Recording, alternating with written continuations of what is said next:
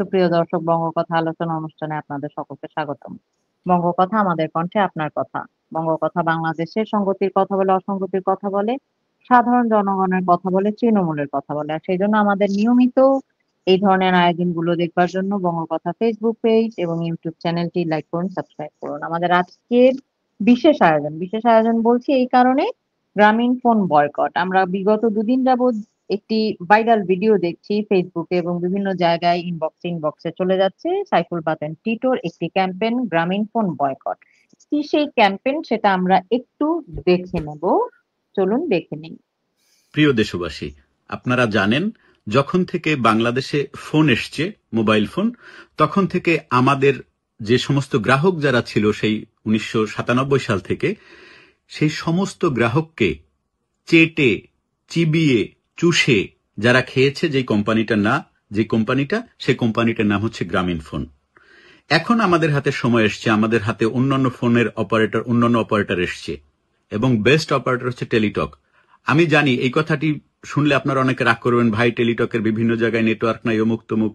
I know that, but এখন হচ্ছে গিয়ে সময়, আমরা যারা মুক্তিযুদ্ধের সপক্ষের শক্তি আছি, আমরা যারা বাংলাদেশ আওয়ামী লীগের সমর্থক, বাংলাদেশ ছাত্রলীগ, যুবলীগের যারা সমর্থক, আমি সবার প্রতি আমার বিনীত অনুরোধ, আপনারা আপনাদের যে অপারেটর গ্রামীণ ফোন সেটিকে এখনই পরিবর্তন করুন এবং পরিবর্তন করে, যেহেতু নাম্বার ঠিক রেখে আপনার অপারেটর চেঞ্জ করার একটা অপশন বাংলাদেশে এসছে, সুতরাং আপনার নাম্বার পরিবর্তন হবে না।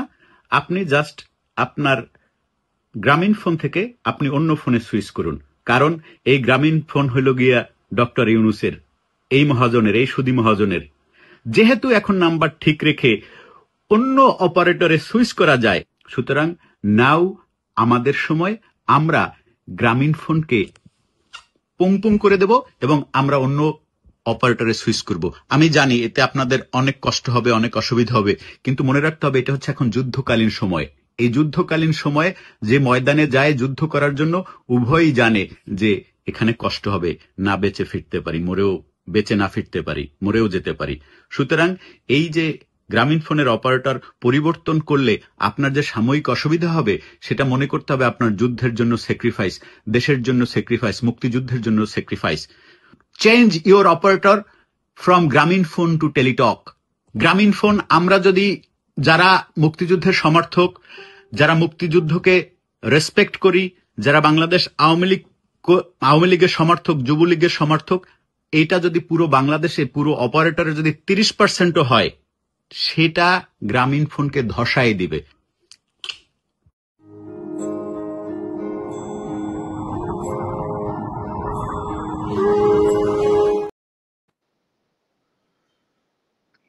টিটো, আমরা দেখছিলাম যে আপনি বলছেন যে মুক্তিযুদ্ধের সপক্ষের যারা, তারা যেন আসলে গ্রামীণ ফোন বয়কট করে।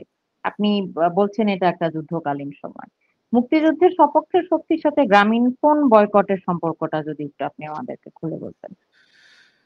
প্রথম কথা হচ্ছে, আসলে এই কথাটি এভাবে বলার মানে হচ্ছে গিয়ে মানুষকে বুঝতে হবে যে এখন যে শক্তিটি আসলে ক্ষমতা ধরে রেখেছে, এই শক্তিটি আসলে মুক্তিযুদ্ধের বিপক্ষের একটি শক্তি। এই যে ডক্টর ইউনূস বলেন বা এই মুহূর্তে যারা ক্ষমতায় আছে, আমি সবসময় বলেছি যে এই ক্ষমতাধারী যারা, তারা কোনোভাবে মুক্তিযুদ্ধের সপক্ষের শক্তি তো নাই। সপক্ষের শক্তি না হওয়া একটা ব্যাপার, আর বিপক্ষের শক্তি হওয়া আরেকটা ব্যাপার। এবং আমি যেটা দেখতে পেরেছি এই বিগত 12-14 মাসে, সেটি হচ্ছে গিয়ে দেশ এখন যারা দখল করেছে, তাদের উদ্দেশ্য বিধিও কি সেটা খুব দ্রুতই আমাদের সামনে গোচরীভূত হয়েছে, যখন ধানমন্ডি 32 নাম্বার ভাঙা হয়েছে, তাতে আগুন দেওয়া হয়েছে এবং মাটির সাথে মিশিয়ে দেওয়া হয়েছে। সুতরাং, এবং শুধু ধানমন্ডি 32ই না, আপনি দেখবেন যে মুক্তিযুদ্ধের যতগুলো স্কাল্পচার ছিল, মুক্তিযুদ্ধ বিষয়ক যা কিছু ছিল, এদের আচার আচরণ দেখে মনে হচ্ছে তাদের সবচেয়ে বড় যুদ্ধটা হচ্ছে মুক্তিযুদ্ধের সপক্ষের যে শক্তি, মুক্তিযুদ্ধের ইতিহাস, মুক্তিযুদ্ধের ঐতিহ্য, মুক্তিযুদ্ধের স্কাল্পচার, এই সকল কিছুর বিরুদ্ধেই হচ্ছে গিয়ে তাদের এক ধরনের অবস্থান। সুতরাং বর্তমান যে শক্তিটা আছে সেটা হচ্ছে জামাত ইউনূস গং। আমি সবসময় একটা কথাই বলি, জামাত ইউনূস গং, এদেরকে আমাদেরকে বয়কট করতে হবে, এদেরকে শক্তিশালী হতে দেওয়া যাবে না। সেটা অর্থনৈতিকভাবে হোক, সামাজিকভাবে হোক, রাজনৈতিকভাবে হোক। রাজনৈতিকভাবে তো এদের শক্তি কখনোই ছিল না আমাদের দেশে, এই ভূখণ্ডে কখনোই তাদের কারোর ভোটের রাজনীতিতে তাদের কোনো অস্তিত্বই ছিল না কখনো। কিন্তু তাদেরকে আমরা না জেনে না বুঝে নানাভাবে আমরা কিন্তু অনেক শক্তিশালী করে দিয়েছি। আমরা এগুলো বলতে গেলে অন্যদিকে চলে যাবে কথা, আমি সেদিকে কথা নিতে চাই না। কিন্তু এই গ্রামীণ ফোন, গ্রামীণ ব্যাংক, আমার আসলে এই আহ্বানটা শুধু গ্রামীণ ফোনের ব্যাপারে ছিল না।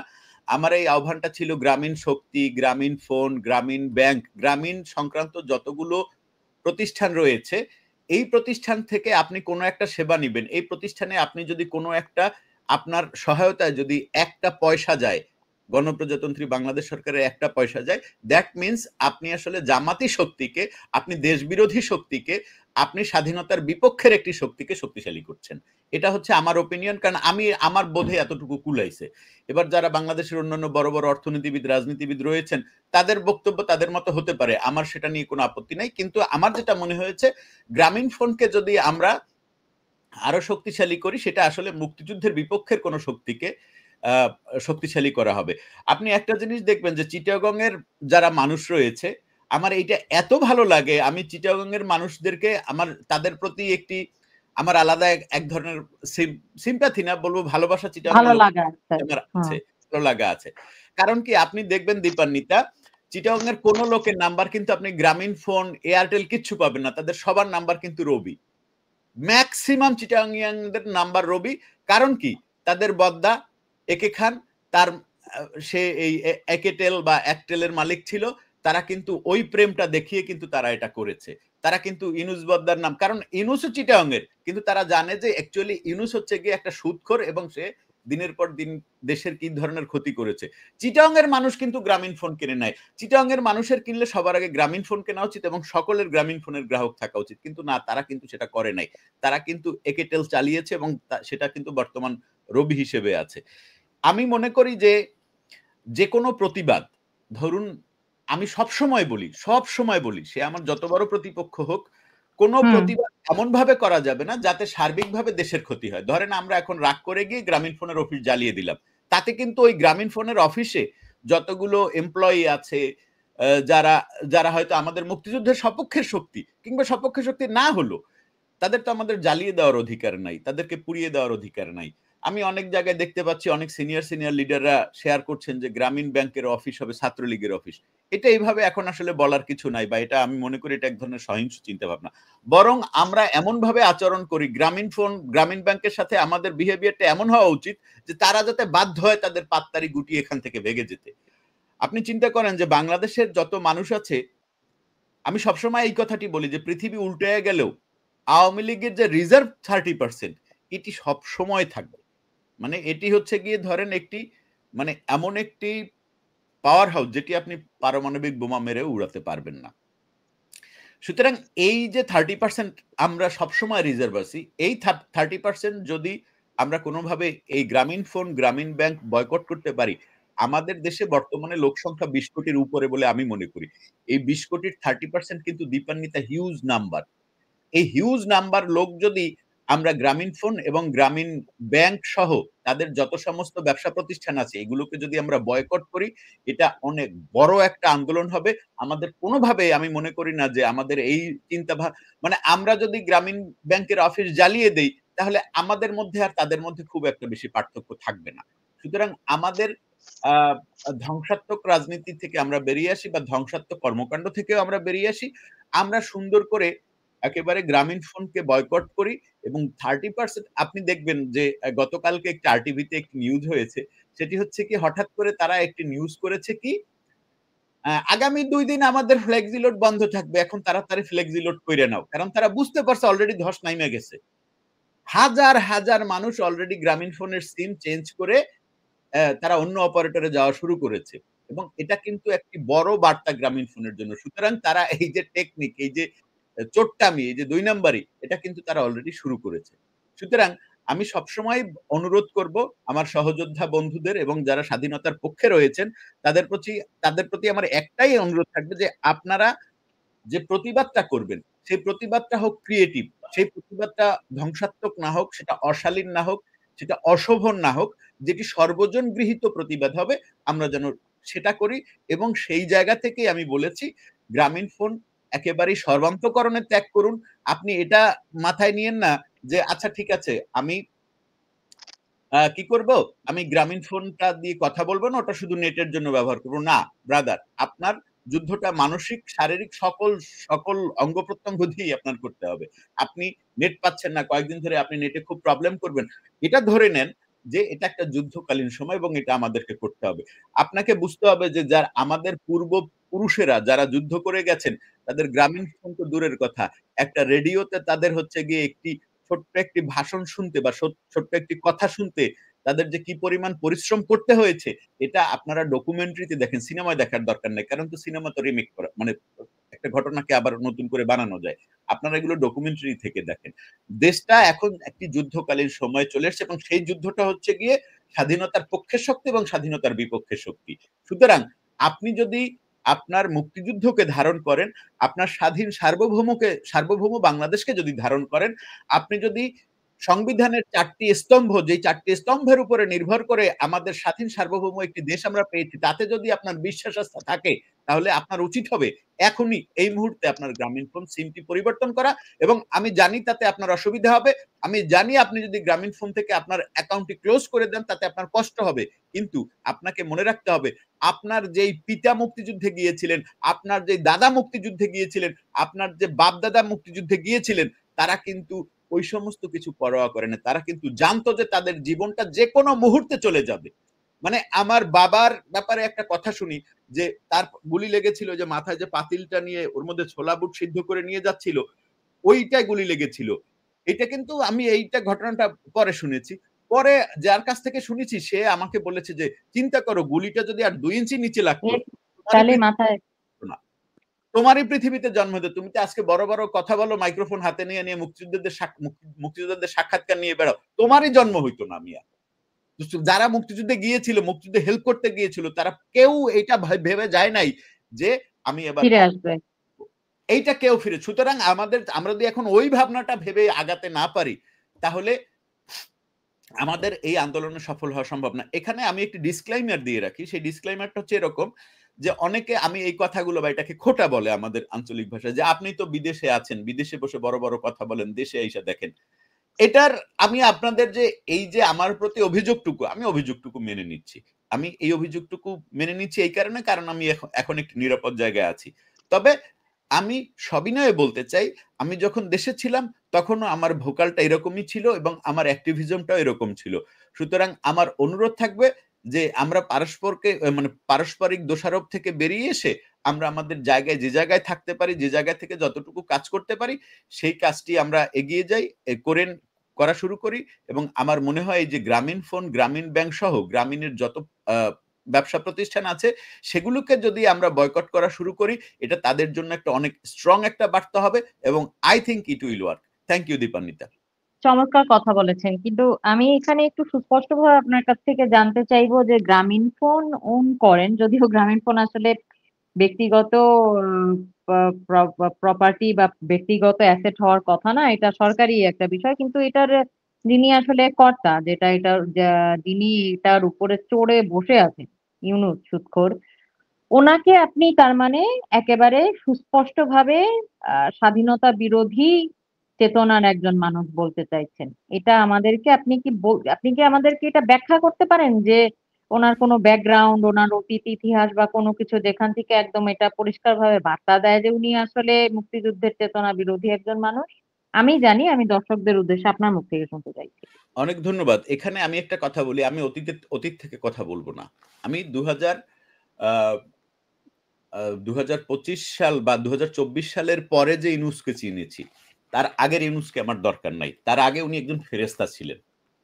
আচ্ছা। উনি অত্যন্ত ফেরেশতা একজন ছিলেন। আমার ওইটা জানার দরকার নেই। আমি বর্তমান দিয়ে হচ্ছে গিয়ে যদি বলি, বর্তমান যে ইউনূসকে আমাদের তরুণ প্রজন্ম দেখতে পাচ্ছেন আপনারা, বা যারা দেখতে পাচ্ছি, এই ইউনূসকে আসলে কি কোনোভাবে স্বাধীনতার পক্ষের কোনো শক্তি ভাবার আমাদের কোনো লজিক বা কোনো সময় বা কোনো সুযোগ আসলে আমাদের হয়েছে কিনা? আমরা কি দেখেছি, যখন ধানমন্ডি ৩২ নাম্বারে ভাঙা হয়, বা ধরেন যখন ধানমন্ডি ৩২ নাম্বার একদম পুরোপুরি চূর্ণ করে দেওয়া হয়, তখন যেই আ ধরেন যদি সেটা করা হয়েছে কিন্তু ফেব্রুয়ারিতে, অর্থাৎ বর্তমান বছরের ফেব্রুয়ারিতে করা হয়েছে। সেই সময় কিন্তু ইউনূসের হাতে সম্পূর্ণ ক্ষমতা, এবং আপনাকে বুঝতে হবে ক্ষমতাটা কেমন? ক্ষমতাটা হচ্ছে বাংলাদেশ আর্মি, বাংলাদেশ নৌবাহিনী, বাংলাদেশ বিমান বাহিনী, এই ৩ বাহিনীর ম্যাজিস্ট্রেসি পাওয়ার আছে। দীপান্বিতা, আপনি বোঝার চেষ্টা করেন। ম্যাজিস্ট্রেসি পাওয়ার মানে আপনি তো নিশ্চয়ই বোঝেন যে আপনি রায় লিখতে পারবেন। একজন সম্ভবত ক্যাপ্টেন আ আ পদমর্যাদার কিংবা মেজর পদমর্যাদার একজনকে জাজ হওয়ার ক্ষমতা দিয়েছে। অর্থাৎ আমি বোঝাতে চাচ্ছি যে তার বিপুল পাওয়ার ছিল। তার প্রশাসনিক ক্ষমতা খুব বেশি পরিমাণ ছিল। ধানমন্ডি ৩২ নাম্বারটা, কথার কথা আমি আপনাকে বোঝাই। আমি যদি কোনো কারণে বাংলাদেশের দায়িত্বপ্রাপ্ত প্রধানমন্ত্রী হই, অমুক হই, তমুক হই, যাই হই না কেন, যেটা আমি যখন এই জায়গাটায় যাব, আমি সবার আগে ধরেন আমি আওয়ামী লীগের প্রধানমন্ত্রী হলাম, কথার কথা। আমার প্রথম টার্গেট থাকবে আমি জিয়াউর রহমানের মাজারটা কিভাবে আমি সেভ করতে পারি। কারণ আমি জানি আমার দলের নেতাকর্মীদের জিয়াউর রহমানের মাজারের প্রতি ক্ষোভ থাকতে পারে। আমি আগে সেভ করব ডক্টর ইউনূসের পৈতৃক ভিটা, যাতে সেটাকে কেউ ধ্বংস করতে না পারে। অন্যভাবে প্রতিবাদ করো। কিন্তু উনি একজন তথাকথিত নোবেল বিজয়ী একজন, শান্তিতে নোবেল বিজয়ী একজন মানুষ হয়ে উনি ওনার হাতে বিপুল ক্ষমতা সহ উনি যখন বিচরণ করছেন মসনদে, উনি ওই সময় ধানমন্ডি ৩২ নাম্বারের মতো বাংলাদেশের একটি হেরিটেজকে রক্ষা করতে পারেন নাই।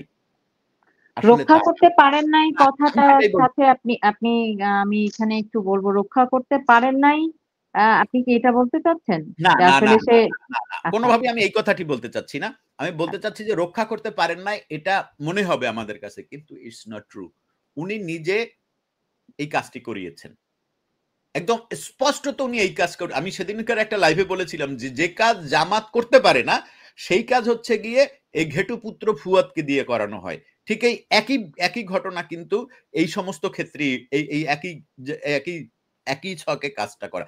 আর আমি তো অনেক আগেই এটা স্পষ্ট বার্তা দিয়েছি দেশের মানুষকে। সেটি হচ্ছে বর্তমান সরকার কোনোভাবেই ইউনূস অমুক তমুক না, দেশটা চালাচ্ছে জামায়াত ইসলাম। এবং জামায়াত ইসলাম হচ্ছে গিয়ে যেই শপথ নিয়েছিল তাদের সেই পূর্বপুরুষকে, তাদের পিতাদেরকে যখন হচ্ছে গিয়ে ফাঁসি দেওয়া হয়েছিল বিচারের মাধ্যমে, তখন তারা এক ধরনের শপথ নিয়েছিল যে আমরা এতগুলো, একটা মানুষের এগেনস্টে এতগুলো লাশ ফেলবো, এই করব সেই করব। জামাত তো এটা করবেই।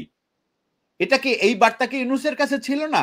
এই বার্তা কি আমাদের দেশে সরকারি যে সমস্ত আমলা যারা ছিল তাদের কাছে কি এই বার্তা ছিল না? তাদের কি উচিত ছিল না এগুলো রক্ষা করা? আমি ধরে নিচ্ছি আওয়ামী লীগের প্রত্যেকটা লোক জঘন্য অপরাধ করেছে, প্রত্যেকটা লোক খারাপ। কিন্তু ৩২ এর সাথে আওয়ামী লীগের সম্পর্ক কি? আমি যদি এই প্রশ্নটা করি, স্পষ্ট করে আমার এই প্রশ্ন করার এখন সময় এসছে। ধানমন্ডি ৩২ এর সাথে আওয়ামী লীগের কোনো সম্পর্ক নাই। ধানমন্ডি ৩২ এর সাথে শেখ হাসিনার কোনো সম্পর্ক নাই। ধানমন্ডি ৩২ এর সাথে সম্পর্ক হচ্ছে এই দেশের প্রত্যেকটা স্বাধীনতা যুদ্ধের শহীদের সম্পর্ক, ২ লক্ষ বীরাঙ্গনার সম্পর্ক।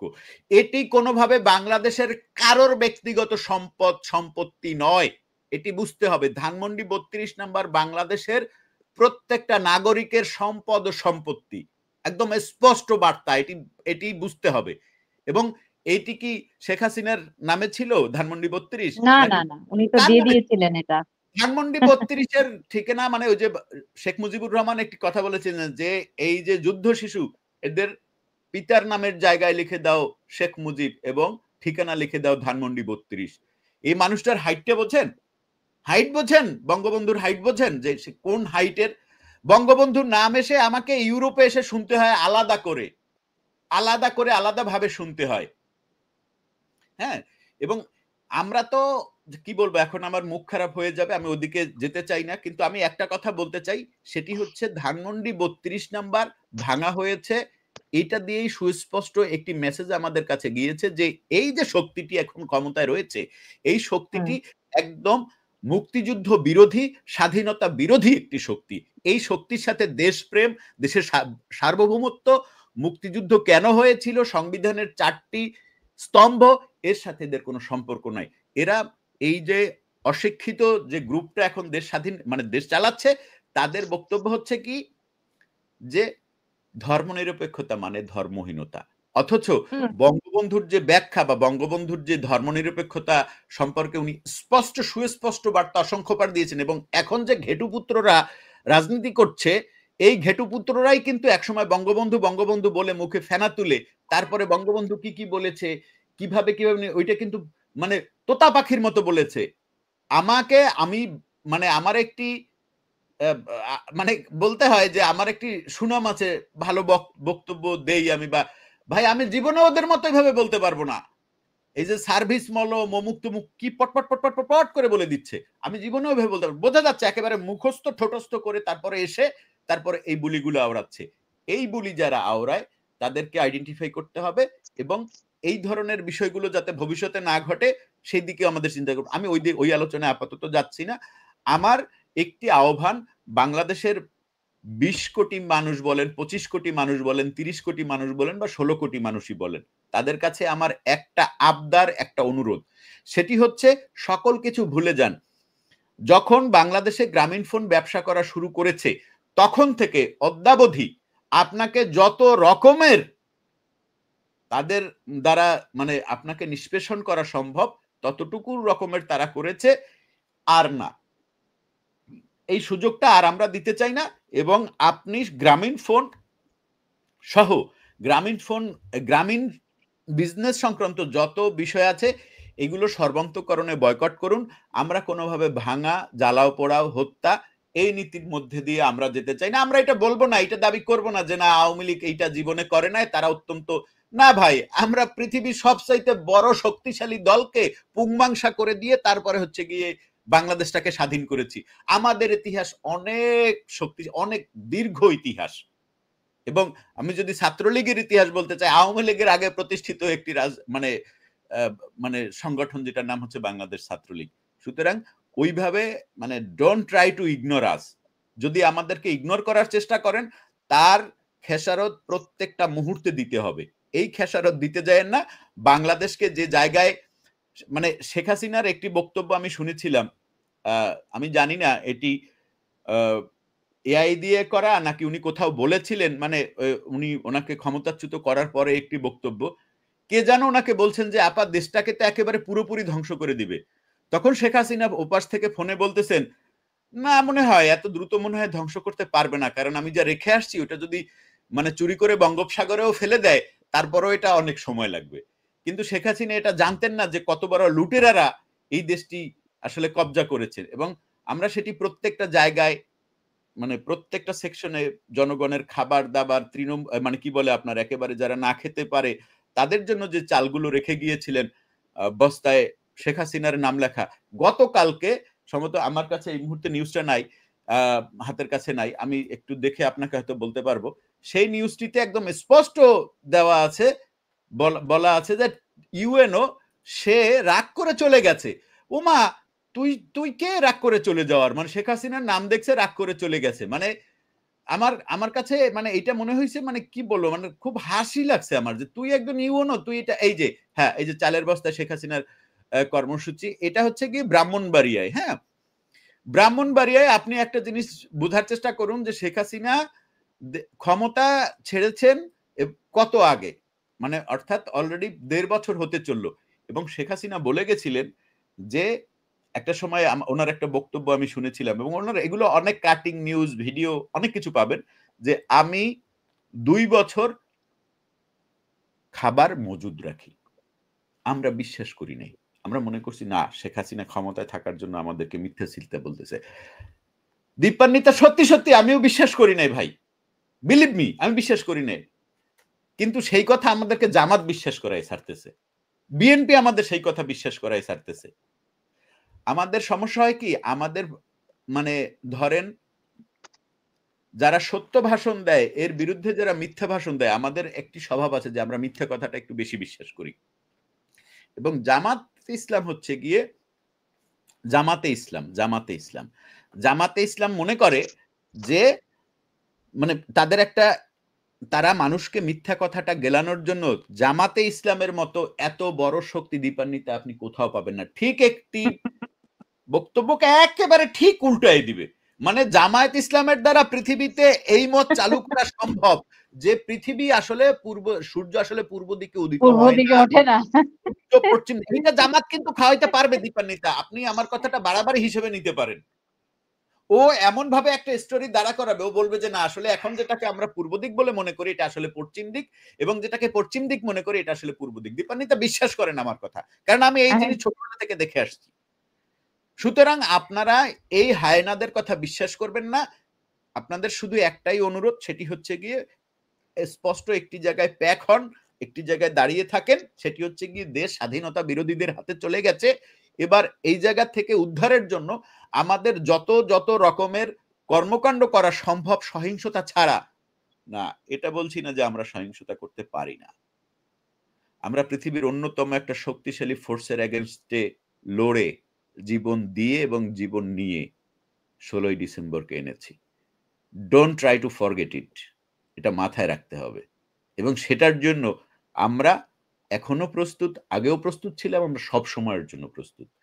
কিন্তু আমরা ওই জায়গাটায় যেতে চাচ্ছি না এবং যাবও না। আশা করি সেটা করতেও হবে না, কারণ আমি তো আমার ভাইয়ের বুকে গুলি চালাতে পারবো না। যে লোকটা আজকে, আমি মনে করি কি জানেন, আমি একটু ভিন্নভাবে বলতে চাই, সেটি হচ্ছে যে লোকটা আজকে বিভ্রান্ত হয়ে জামাতের পেছনে নাচানাচি করছে, ও তো আমারই কোনো না কোনো ভাবে পরিবারের সদস্য। আমাদের ওকে বোঝাতে হবে, ওকে শেখাতে হবে, ওকে জানাতে হবে, ওকে তথ্য দিতে হবে, তারপরে আমরা আমাদের মতো করে কাজ করব। এরপরে তারপরেও যদি সে আমার দিকে তার নখ দাঁত নিয়ে আসে, আমরাও আমাদের নখ দাঁত বের করার জন্য প্রস্তুত আছি। আমাদেরও দাঁত নখ আছে, নাই তা না। চমৎকার, চমৎকার।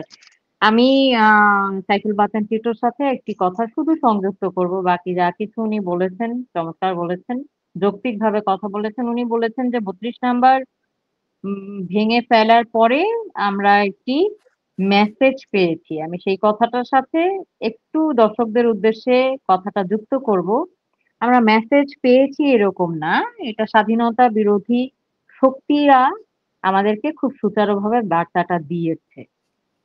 ইচ্ছে মেসেজটা করে যেহেতু মেসেজটা যেহেতু আমাদেরকে দেয়া হয়েছে, আমরা রিসিভ করেছি মেসেজটা। সেটা কিভাবে আমরা গ্রহণ করবো এটা সম্পূর্ণ আমাদের ব্যাপার। আমরা যারা বাংলাদেশকে ভালোবাসি, আমরা যারা বাংলাদেশের পক্ষের শক্তি, আমরা যারা বাংলাদেশের মুক্তিযুদ্ধের পক্ষের শক্তি, এতক্ষণ সাইফুল বাতেন টিটুর কাছে আমি একটু ইচ্ছা করেই জানতে চাইলাম। আমার কাছে অনেকে প্রশ্ন করেন, তাদের উদ্দেশ্যে আমি আজকে একটি বার্তা দিয়ে দিই।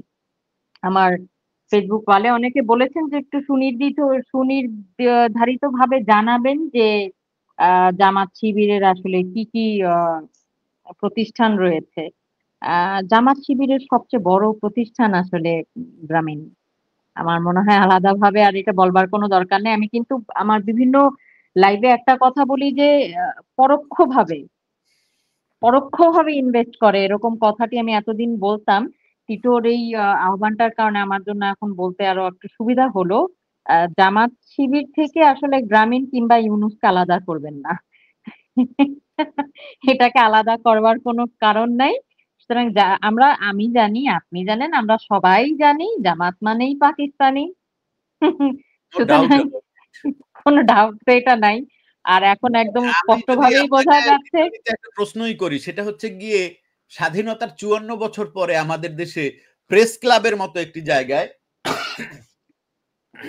জিন্নার জন্মদিন পালন করতে হচ্ছে। জন্মদিন পালন করা হয়েছে মানে সেই দেশে 2024 হয়েছে। 15ই আগস্ট পালন করতে বাধা দেওয়া হচ্ছে, 20 মার্চ পালন করতে যেখানে বাধা দেওয়া হচ্ছে, মানে বঙ্গবন্ধুর জন্মদিন, সেইখানে আপনি জিন্নার জন্মদিন পালন করেন। Who the hell you are mother ফাকার?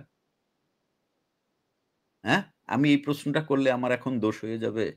মানে জিন্নার জন্মদিন, আমার মাটিতে জিন্নার জন্মদিন পালিত হচ্ছে, আর সেই মাটিতে বঙ্গবন্ধুর মৃত্যু দিবস পালনে বাধা দেওয়া হচ্ছে। সেই মানে 15ই আগস্ট পালন করতে পারছি না, সেই মাটিতে বঙ্গবন্ধুর জন্মদিন পালন করতে পারছি না। তোমরা কারা হে? তোমরা কে হে? এটা আমাদের এখনো আইডেন্টিফাই করতে বাকি আছে। অনেকে তো মনে হচ্ছে বুঝো না বোঝার ভান করছে টিটো। আসলে আমি বাংলাদেশের একটা কথা পতাকার বলি, তলে। একটু দীপান্বিতা, প্লিজ যারা গো অ্যাহেড। এইটা আমাদেরকে খুব স্পষ্ট, একদম পরিষ্কার এই বার্তাটা আমি দিতে চাই। যারা জামায়াত ইসলাম, তারা আমাদের জন্মশত্রু, নো ডাউট অ্যাবাউট ইট। তারা বাংলাদেশের জন্মশত্রু, মানে তারা তাদের জন্ম থেকেই তারা আমাদের শত্রু, এটা চিহ্নিত, এটা সুস্পষ্ট। কিন্তু ওই যে দীপান্বিতা আরো একটি ক্যারেক্টারের কথা বললেন যে যারা বুঝেও বুঝতে পারছে না, নো দীপান্বিতা বুঝেও বুঝতে পারছে না, এইরকম মানুষ এখন বাংলাদেশে থাকা সম্ভব না। সবাই বুঝতে পারছে, কিন্তু তারা ভং ভং ধরে বসে আছে, না আমরা আসলে বুঝতে পারছি না, না এটা তো এভাবে হওয়ার কথা না। এই যে যে এখন হচ্ছে গিয়ে আপনাকে অতএব যেহেতু সুতরাং এই অব্যয়গুলো যারা ব্যবহার করবে, মানে এই কি বলে এটাকে অব্যয় বলছি, মানে যারা এই ইয়েগুলো ব্যবহার করবে, অতএব যেহেতু সুতরাং তার মানে তুই রাজাকার। তোর এখানে অতএব যেহেতু সুতরাং এর কোনো জায়গায় নেই। মুক্তিযুদ্ধ, স্বাধীনতা, সংবিধানের 4টি স্তম্ভ, এই বিষয় নিয়ে যদি তুই কখনোই অতএব যেহেতু সুতরাং ব্যবহার করিস, তুই পাকিবিস, নো ডাউট অ্যাবাউট ইট। মুক্তিযুদ্ধ, বঙ্গবন্ধু, আমি বাংলাদেশ আওয়ামী লীগ, বর্তমান আওয়ামী লীগ নিয়ে আপাতত কিছু বলতে চাচ্ছি না, তারা কি করছে না এটা ভিন্ন আলাপ। আমি কি আওয়ামী লীগার? আমি কোনোদিন আওয়ামী লীগ করছি? কিন্তু আমি এখন কি বলতেছি, আমার দেশের সার্বভৌমত্ব ভুলণ্ঠিত হতে যাচ্ছে। আজকে পাকিস্তান থেকে খাবারের টিনে করে বুলেট আসছে, আরো তোমাদের চোখে আঙ্গুল দিয়ে দেখাইতে হইব ভাতিজা? চমৎকার। সুপ্রিয় দর্শক, অথবা এই যে ছুপা রাজাকার, ছুপা পাকিস্তানি যারা আমাদের টক শোটা দেখেন, আপনাদের উদ্দেশ্যে বলবো এবং সাধারণ মানুষের সচেতনতার জন্য বলবো, সুতরাং অতএব সুতরাং যেহেতু অতএব সুতরাং এর অতএব যেহেতু সুতরাং এর কোনো অপশন নাই, মানেই আপনি রাজাকার। ইয়েস অর নো, দুইটা আমি আপনাকে দুইটা দিতে পারবো, ইয়েস অর নো। কোন অতএব যেহেতু সুতরাং তাইলে কে কু নো ভাই, ক্ষমা করবেন, আমার এইটার কোনো সুযোগ আপনাকে আমি দিতে পারছি না। এটা দিয়ে এসছি 54 বছর ধরে। 54 বছর ধরে তোমাদের অতএব যেহেতু সুতরাং না তাইলে হ্যাঁ ও না, ভাই মাপ চাই, ইয়েস অর নো, এই দুইটার মধ্যে তুমি থাকতে পারলে থাকো, নাইলে তোমাকে আমি ঝেড়ে ফেলে দেবো, একদম ঝেড়ে ফেলে দেবো। চমৎকার। বাংলাদেশ প্রসঙ্গে অতএব যেহেতু সুতরাং চলবে না, হয় 71 নতুবা আপনি রাজাকার, এটাই হচ্ছে পরিষ্কার কথা।